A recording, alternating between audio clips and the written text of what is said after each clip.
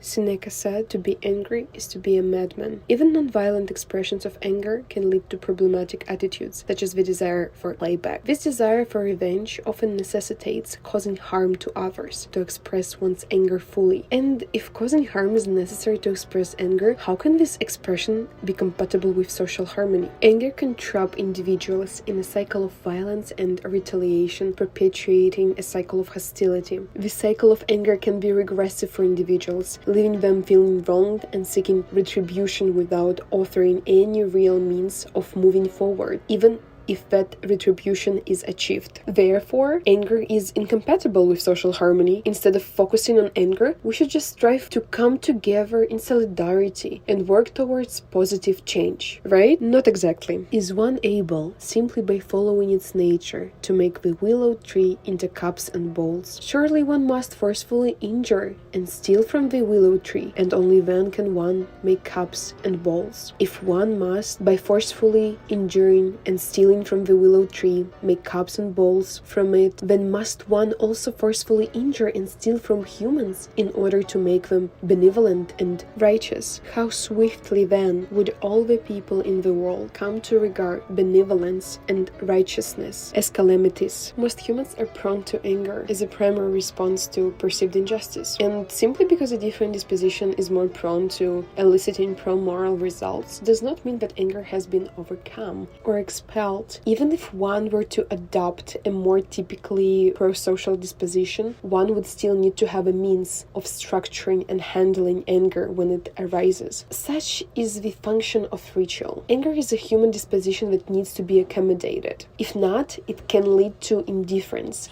guilt, and rather non-productive emotions, which can be detrimental in circumstances when civil society is facing injustice. It may not be immediately evident how anger can be incorporated into a pro-social project. Menz explains this with an example of relationships between a father-teacher and a son-student. I'll go further and explain it through the relationship between government and civil society. In democracy, it is essential that the government adheres to the principles and values impaired by civil society. Failure to do so can lead to animosity and resentment between the two, just like a father and a son who harbor mutual animosity due a lack of adherence to correct principles. Yekaterinburg in Russia is the best place to talk about the morality of anger. Why? Because its second and unofficial name is the City of Demons. It is given by one of the politicians for the city's infamous angriness, which people express by protesting. Let's look at how morality, anger, and protest meet together using a Confucianist lens. Don't get me wrong, I'm sympathetic to the concern that anger can be misplaced and destructive. Even if the cause is righteous, violent protest can alienate possible supporters. It happened with the park protests in Yekaterinburg in May 2019.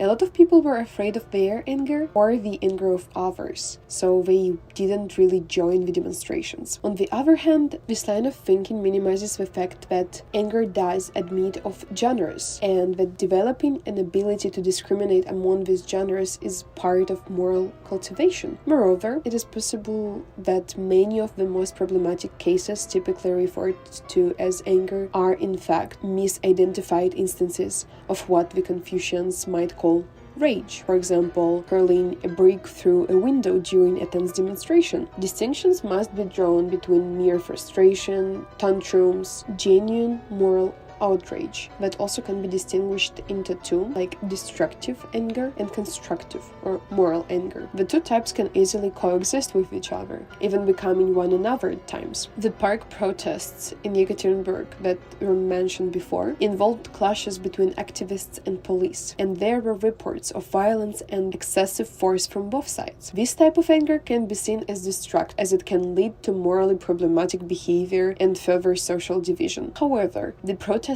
anger was constructive and moral, as they were standing up against what they perceived as corrupt and unjust practices by the government and the Orthodox Church. Activists challenged oppressive practices and promoted power structures that they believed were causing harm and creating social division. The expression of anger in this case was productive and resolved a lot of tensions between the government and the citizens. The proactive position of some citizens, filled with anger, revealed that the cathedral project was actually illegal and based on a chain of corruption cases within the political institutions. So, Mengzi's example of a teacher-student relationships highlights the appropriateness of civil society's anger towards the government when it acts contrary to the correct principles and values it has been taught. The government must respect and adhere to civil society's instruction, just like a student must respect and follow the teachings of a teacher. Rejection of civil society's instruction can be seen as an affront to the values and prescriptions encoded in that instruction. However, as a teacher has to take deep breaths, read mantras, or do something else to channel their anger towards harmony, civil society also should seek some rituals to endorse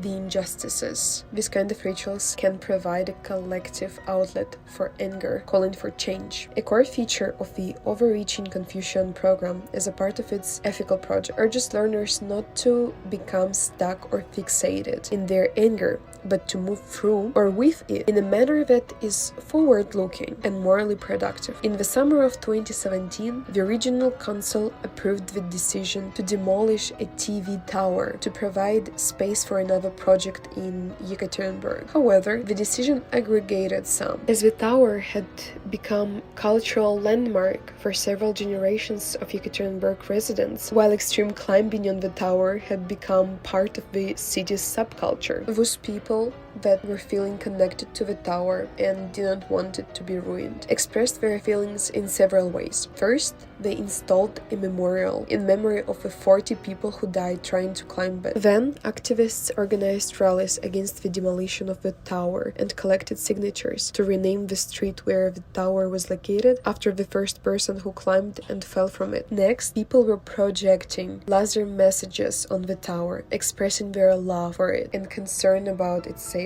However, on the demolition day itself, there were no incidents reported. Any activities regarding the tower stopped immediately after its demolition. All of the people's actions that I just named were rituals that promoted social and moral harmony while satisfying the needs for moral anger. All the actions focused on a forward-looking response that helped the residents move away from a static focus on injury, ultimately willing the anger and preventing violence. So, if anger is a moral emotion, the further question for the exploration is, can the absence of anger be immoral? I believe so. The failure to ritualize and express anger in the face of injustice can be considered immoral from a Confucian perspective, as individuals have a moral responsibility to act in ways that promote the greater good for the society. This includes promoting justice and social harmony. However, the political realities can be challenging at times, and as more injustice is happening, the less anger citizens can express as a response to that. The anger is there, but it's not ritualized, it is silenced. The city of demons became a city of hopelessness. No protests, no rallies, no talks, no street art, no performances, and no questions are being asked in 2023. James Baldwin said, "The world is before you, and you need to take it or leave it as it was when you came in." Anger is an immense social and political power that gives courage to people. According to Menzi, a display of anger exemplifies a morally superior form of courage known as great courage, which is distinct from petty courage. Petty courage focuses on maintaining